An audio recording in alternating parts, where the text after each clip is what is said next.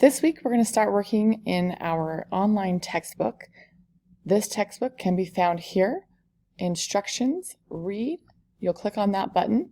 That will take you to the page where it tells you where to read, chapters 1.1, pages 6 through 13.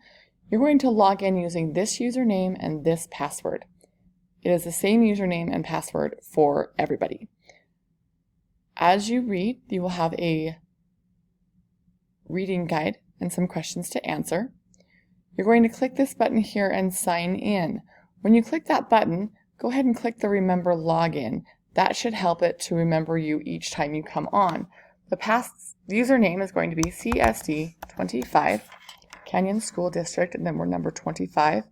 And then the passcode is going to be lowercase EHSMS19. And then log in. This then will bring you to the chapter 1.1 or whatever chapter we happen to be on that week. You will then read through the key terms, read through the learning outcomes, and to click next page, you just click this little arrow to the side. Read through it, okay, look through everything.